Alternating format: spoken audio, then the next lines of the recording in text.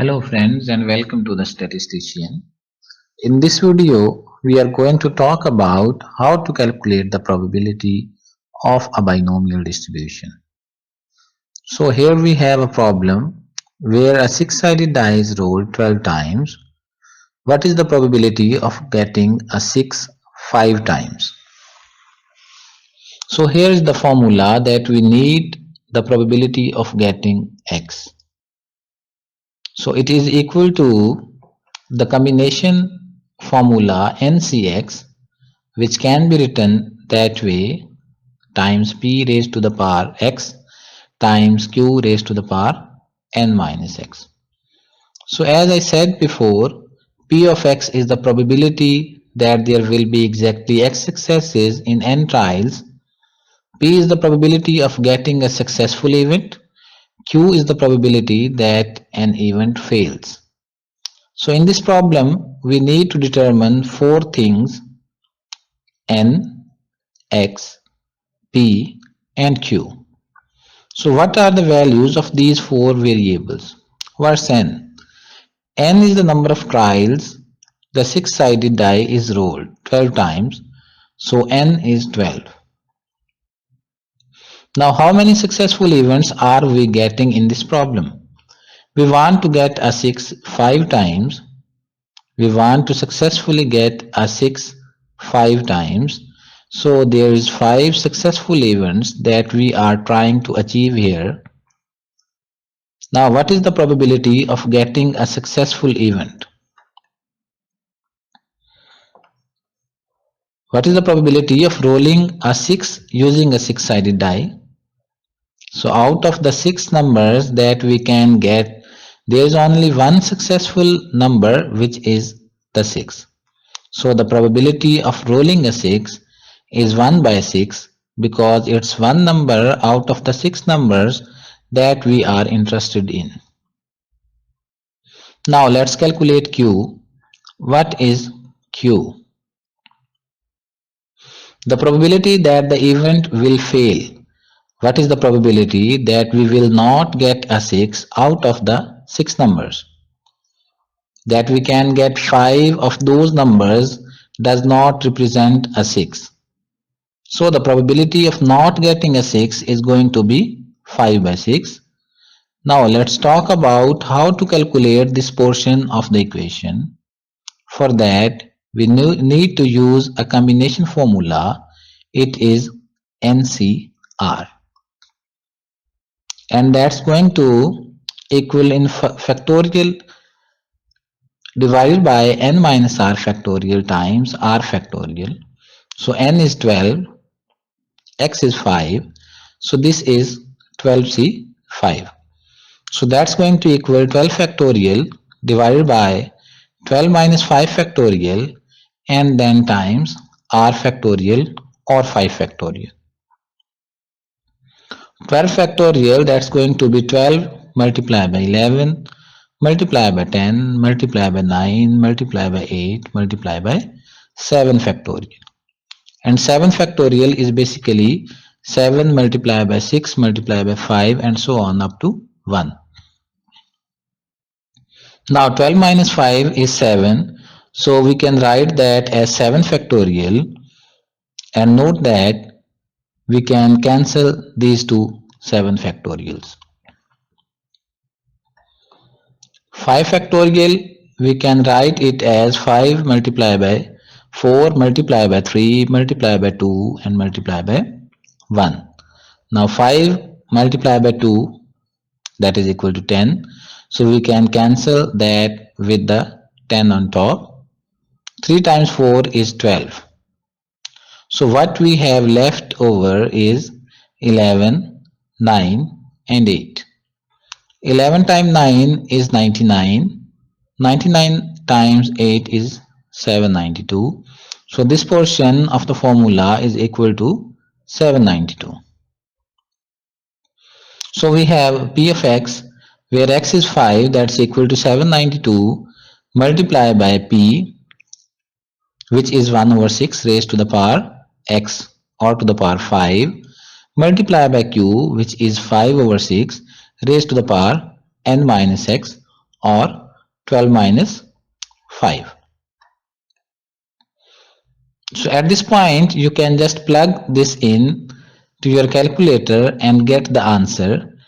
You have to just type it exactly the way you see it, and so you should get 0.0284, and this is the required answer.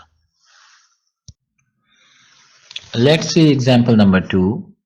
A multiple choice test contains 10 questions with answer choices A, B, C and D. Only one answer choice to each question represents a correct answer. Find the probability that a student will answer exactly 6 questions correct if he makes a random guess on all 10 questions. So go ahead and take a couple of minutes and try this problem. So let's begin with the formula. It's going to be NCX times the probability that it will be successful raised to the power x multiply by the probability that it's going to fail raised to the power n minus x. Now what are the variables n, x, p and q in this problem? N is the number of trials, and in this case n is 10. Now how many of these 10 trials does a student have to get a successful event? He needs to answer exactly 6 questions correct out of the 10 questions. So there has to be 6 successes in n trials, which are 10. Now what are the values of P and Q? In this problem, P is going to be probability of getting a question right by random guess in an answer. There are 4 answer choices and only one of them is correct. So the probability is going to be 1 out of 4 or 0.25. What is Q? Q represents the probability of guessing the question wrong. It's going to be 3 by 4 because there's only one correct answer and the other 3 are wrong. 3 by 4 is basically 0.75. That's the probability that he will get the question wrong if he guesses randomly. So now we have the values of n, x, p and q. Let's start and calculate the value of ncx or 10c6. This is going to be 10 factorial divided by 10 minus 6 factorial times 6 factorial. So that's 10 factorial over 10 minus 6 is 4 and then times 6 factorial. So 10 factorial is going to be 10 multiplied by 9 multiplied by 8 multiplied by 7, and we are gonna keep going until we get to 4 factorial. I'm going to leave it as 4 factorial and then I'm going to expand 6 factorial. So we are gonna do just like we did before in the previous problem. We are going to cancel 4 factorial and let's see what else we can do. We can cancel 5 and 6. 4 times 2 is 8. 9 divided by 3 is 3. So what we have now is 10 multiplied by 3 multiplied by 7. If we multiply those three numbers, we will get 210. Now let's calculate the probability of guessing 6 answers or 6 questions correct out of the 10 questions. It's 10c6, which we got, it is 210 multiplied by p. P is 0.25 raised to the power 6 times q, which is 0.75 raised to the power n minus x, that's 10 minus 6, which is equal to 4. So go ahead and plug those numbers in. I got the answer, which is 0.0162. So that's the probability of guessing 6 questions correct out of the 10 multiple choice question test. Assume in this 4 answer choices. If there were 5 answer choices, P and Q will be different. If there were 5 answer choices, P would be 0.20 and Q would be 0.80. Let's consider another example. 25% of all students enrolled in a high school are taken statistics. 30 students are chosen at random. The first part is find the probability that exactly 7 students out of the 30 chosen at random are taken statistics. Go ahead and work on this problem. So we are going to use the same formula as we have been doing in the last two example. What is n in this problem? N is going to be number of students that are chosen at random, and n here is 30. X is the number of successes in n trials, so x is going to be 7. P is the probability of selecting a student who is taking statistics, and that's going to be 25% or 0.25. The probability of selecting a student who has not taken statistics is Q, which is equal to 1 minus P, and that will be equal to 1 minus 0.25, and Q will be equal to 0.75. So now we have everything that we need to answer. So we need to calculate probability of 7. So this is going to be 30C7 times 0.25 raised to the power 7 multiplied by 0.75 raised to the power 30 minus 7. So at this point you know how to use combination formula to calculate 30C3.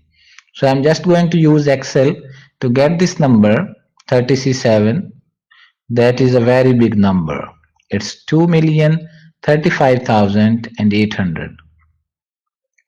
And we are going to multiply that by 0.25 raised to the power 7 multiplied by 0.75 raised to the power 23. So the answer is going to be 0.1662. If we multiply that by 100%, the answer is approximately 16.6%. So that is the probability of selecting exactly 7 students out of 30 who are taking statistics and who are enrolled in this school. Now go ahead and try part B. You can pause the video and work on that example. What is the probability that less than 5 students out of the 30 who are selected are taking statistics? So now we are not dealing with just one number but a range of values for x. So x has to be less than 5, which means it can be 0, it can be 1, 2, 3 or 4, but not 5. It's not less than or equal to 5, it's just less than 5. So what we have to do is calculate the probability when x is 0, 1, 2, 3 and 4, and then add them up in order to get this answer. Let's calculate the probability that out of the 30 students who are chosen, no one has taken statistics.